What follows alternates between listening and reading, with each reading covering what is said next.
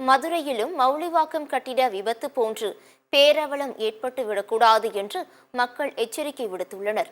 சிதிலமடைந்த அரசு குடியிருப்பின் அவலநிலை குறித்த செய்தி தொகுப்பை தற்போது பார்க்கலாம்.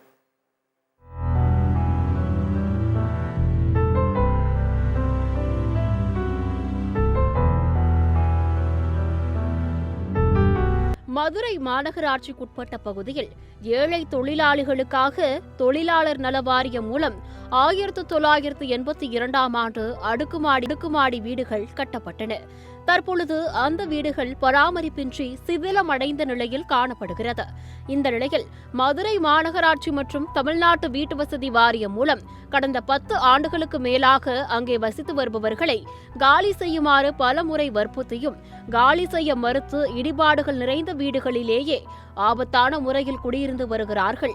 ஆபத்தான முறையில் குடியிருக்கும் இவர்களை காலி செய்வதற்காக மின்சாரம், குடிநீர் இணைப்பு வசதி ஆகியவற்றை நிறுத்தி வைத்தால் கூட இவர்கள் காலி செய்ய தயாராக இல்லை என கூறப்படுகிறது.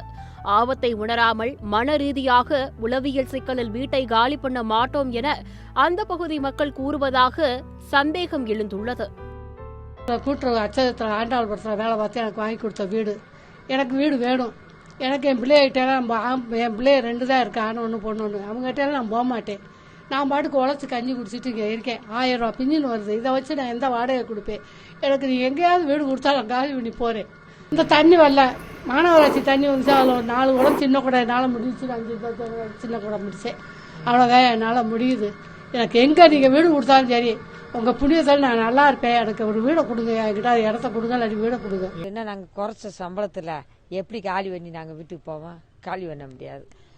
அதிகாரியை வந்து காலி பண்ண சொன்னால் காலி பண்ணிடுவீங்களா அப்படின்னா, அதிகாரியை வந்து காலி பண்ணி சொன்னால் இருப்பு இடம் கொடுத்தா தான் நாங்கள் காலி பண்ணுவேன். அலாட்மெண்ட் ஆன வீடு எங்களுக்கு வேலை இல்லை. அப்போ நாங்கள் பிள்ளைகளை வச்சு கஷ்டப்பட்டுக்கிறீங்கள, நாங்கள் வேற வீடு போக முடியாது. நீங்கள் இருப்பிடம் கொடுத்தீங்கன்னு சொன்னீங்கன்னா நாங்கள் காலி பண்ணுவோம். இந்த 10 வருஷத்துக்கு முதல்ல இருந்து எல்லாருமே வந்து பார்த்துட்டு தான் போறாங்க. அதுக்கு வேற இது இல்லை. இப்போ வந்து இருப்பிடம் கொடுத்தீங்கன்னா நாங்கள் காலி பண்ணுவோம்.